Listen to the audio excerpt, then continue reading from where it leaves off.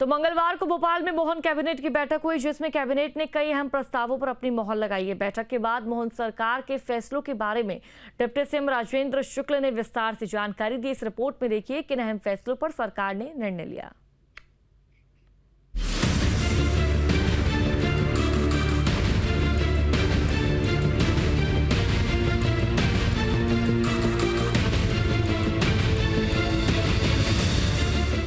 मध्य प्रदेश के मुख्यमंत्री डॉक्टर मोहन यादव की अध्यक्षता में मंगलवार को भोपाल के वल्लभ भवन में कैबिनेट बैठक हुई।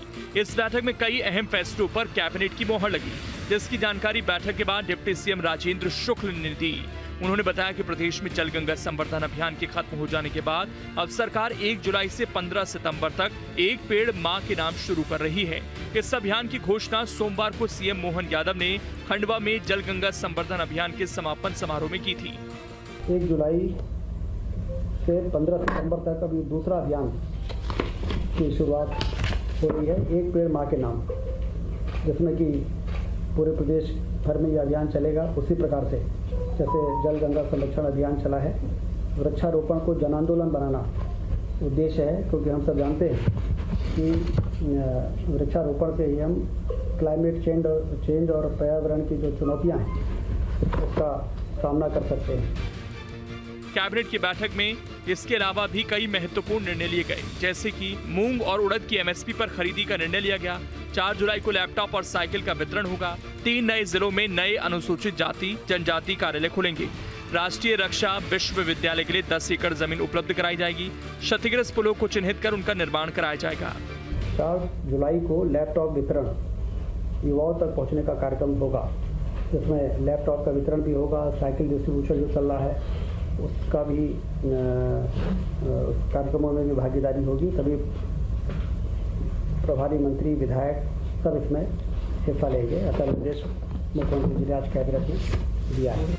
बीते दिनों रतलाम में हुए इंडस्ट्रीज कॉन्क्लेव और सूरत में हुए इंटरेक्टिव सेशन ऑन इन्वेस्टमेंट में मध्य प्रदेश में निवेश को लेकर किस तरह के प्रस्ताव मिले, इस बारे में भी कैबिनेट में चर्चा हुई। कैबिनेट बैठक के बाद इस बारे में जानकारी देते हुए बताया गया कि रतलाम कॉन्क्लेव में 30,402 करोड़ के निवेश प्राप्त हुए।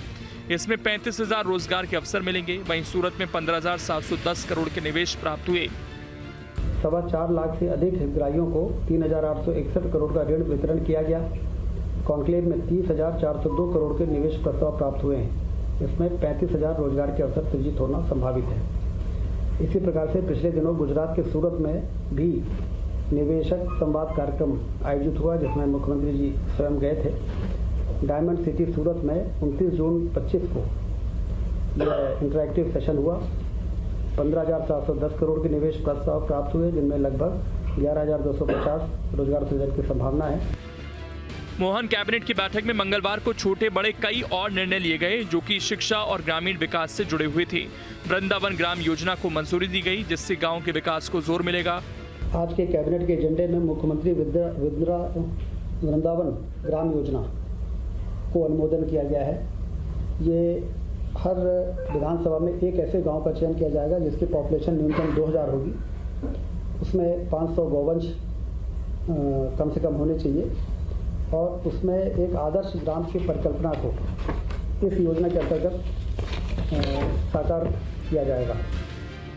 बैठक में जल विकास सलाहकार समिति का गठन 15 जुलाई तक करने के निर्देश भी दिए गए। Team news state.